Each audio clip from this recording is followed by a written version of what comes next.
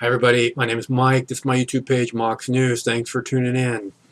Okay, so tonight's PBS presidential Democratic debate is being posted on a different YouTube page because this one has a copyright strike against it from the last debate on Saturday night, the Republican debate.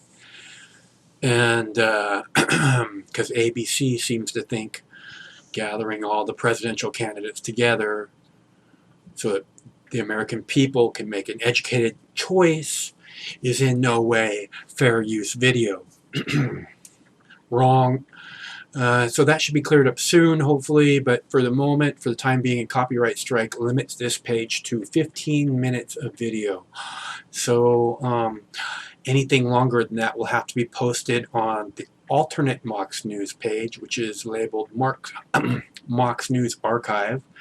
So there's a clickable link in the text body of this video. It says Bernie Sanders versus Hillary Clinton debate. You can go to it and click on it now, and it should take you right to the alternate Mox News YouTube page, where you will find tonight's PBS debate between Bernie Sanders and Hillary Clinton in Milwaukee. I thought it was South Carolina, but it's in Milwaukee. And this is my favorite part of the debate, where Bernie Sanders makes clear to Hillary Clinton and the world that he won't be consulting with Henry Kissinger on foreign policy and war crimes and how to screw the American people with no lube. So I hope you enjoyed that part. I think that was the best part of the debate myself. I really, really enjoyed that. It was an okay debate. I don't think it was as good as the last one between the two of them, but it was okay. It was pretty good. It's worthy of a peek, you know. You don't got nothing better to do. Hopefully you got something better to do. But if you want to see it, it's easy to find on the alternate Mox News YouTube page. There's a clickable link in the text body of this video. Please be sure to subscribe, because all of the longer than 15-minute videos are being posted over there because of the copyright strike on this page. Also, you will find links in the text body to make a donation to Mox News, which is super kind of you guys when you do that. If you can, take a moment to put a little something in my bowl. It will help to assure that Mox News will be here tomorrow and be stronger and more energetic and all that. I do what I can, and it's never been about anything except for trying to do the right thing, trying to do something worthwhile with my time. So I hope that you can see that, and that you feel that it is worthwhile, and that you you know, that you can put something in my bowl. It means the world to me. It makes a huge difference in my day when you take a couple minutes out of your busy, busy world. I know you guys are super busy and running all the time, and that's why it means so much when you take a couple minutes out of your day and you put a little something to stop by and just put a little something in my bowl. It means the world to me. So thank you for your continued support. I hope you enjoy the video. Hope you find the other Mox News YouTube page, and stay cool. One of these days this war is going to end. Hopefully the sooner the better. Hopefully we'll all see it together. Okay? What a president of the United States has got to do, and what is his or her major, I think, responsibility, is to A, make certain that we keep our people safe, that we work with allies around the world to protect democratic values, that we do all that we can to create a world of peace and prosperity. I voted against the war in Iraq because I listened very carefully to what President Bush and Vice President Cheney had to say, and I didn't believe them. And if you go to my website, berniesanders.com, what you find is not only that I helped lead the opposition to that war, but much of what I feared would happen, what I spoke on the floor of the House, in fact, did happen in terms of the instability that occurred. Now, I think an area, in kind of a vague way, or not so vague, where Secretary Clinton and I disagree, is the area of regime change.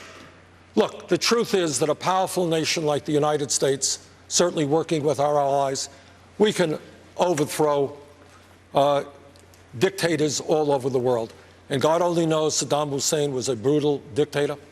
We could overthrow Assad tomorrow if we wanted to. We got rid of Gaddafi. But the point about foreign policy is not just to know that you can overthrow a terrible dictator. It's to understand what happens the day after. And in Libya, for example, the United States, Secretary Clinton, as Secretary of State, working with some other countries, did get rid of a terrible dictator named Gaddafi. But what happened is a political vacuum developed. ISIS came in and now occupies significant territory in Libya and is now prepared, unless we stop them, to have a terrorist foothold. But this is nothing new. This has gone on 50 or 60 years, where the United States has been involved in overthrowing governments. Mossadegh back in 1953. Nobody knows who Mossadegh was. Democratically elected Prime Minister of Iran. He was overthrown by British and American interest because he threatened oil interest of the British. And as a result of that, the Shah of Iran came in, terrible dictator. As a result of that, you had the Iranian Revolution coming in, and that's where we are today. Unintended consequences. So I believe, as president, I will look very carefully about unintended consequences. I will do everything I can to make certain that the United States and our brave men and women in the military do not get bogged down in perpetual warfare in the Middle East. If I could just respond. Two points. One, Senator Sanders voted in 1998 on what I think is fair to call a regime change resolution with respect to Iraq, calling for the end of Saddam Hussein's regime. He voted in favor of regime change with Libya, voted in favor of the Security Council being an active participant in setting the parameters for what we would do, which, of course, we followed through on. I do not believe a vote in 2002 is a plan to defeat ISIS in 2016. It's very important we focus on the threats we face today and that we understand the complicated and dangerous world we're in. When people go to vote in primaries or caucuses, they are voting not only for the president, they are voting for the commander-in-chief.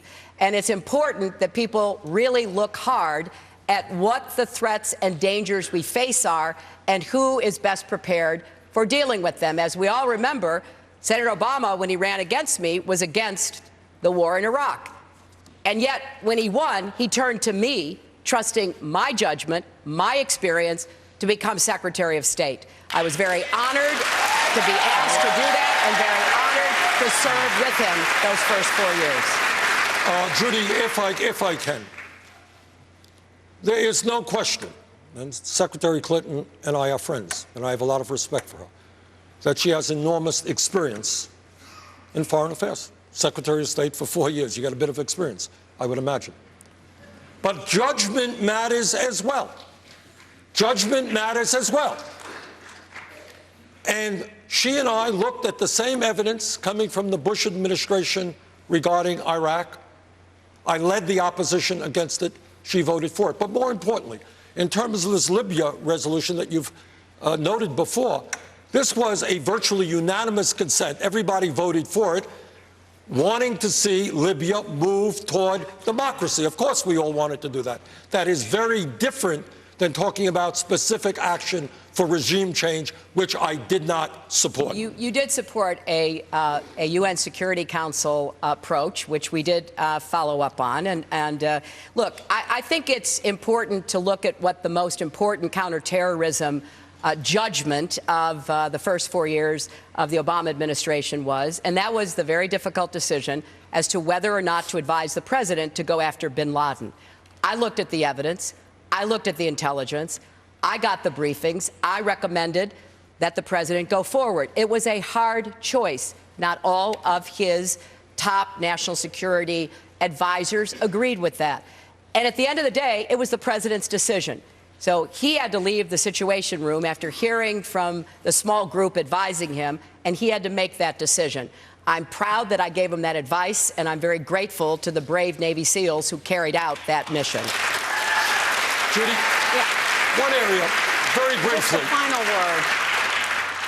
Where the Secretary and I have a very profound difference.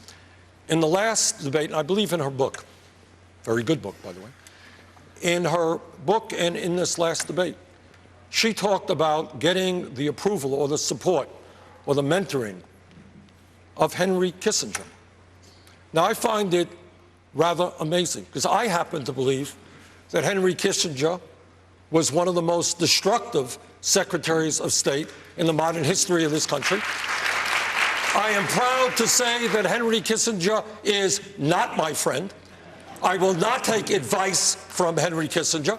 And in fact, Kissinger's actions in Cambodia, when the United States bombed that country, overthrew Prince Sihanouk, created the instability for Pol Pot and the Khmer Rouge to come in, who then butchered some 3 million innocent people, one of the worst genocides in the history of the world. So count me in as somebody who will not be listening to Henry Kissinger.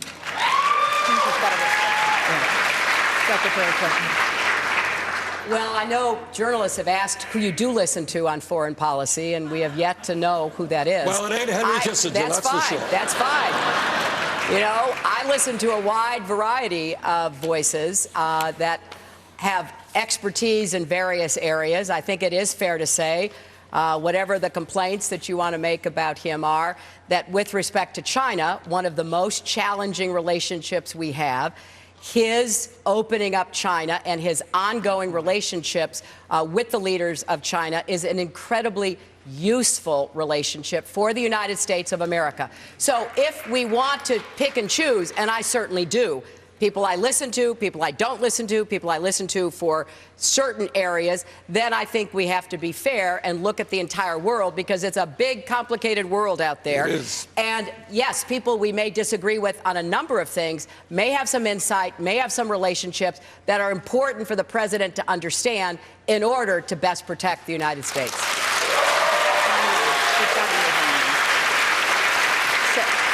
I find it, I mean, it's just a very different, historical perspective here. Kissinger was one of those people during the Vietnam era who talked about the domino theory. Not everybody remembers that. You do, I do. The domino theory. If Vietnam goes, China, da-da-da-da-da-da-da. That's what he talked about. The great threat of China.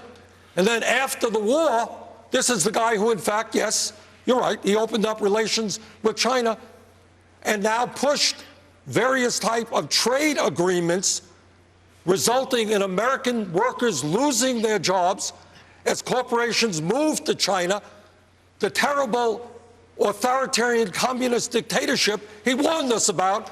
Now he's urging American companies to shut down and move to China. Not my kind of guy. Senator, let me move on to another country with which the U.S. has a complicated relationship. Compassion stirred the Buddha to send his monks out into the community. Sworn to chastity and poverty, they wandered the roads, bringing the Buddha's teachings into the world.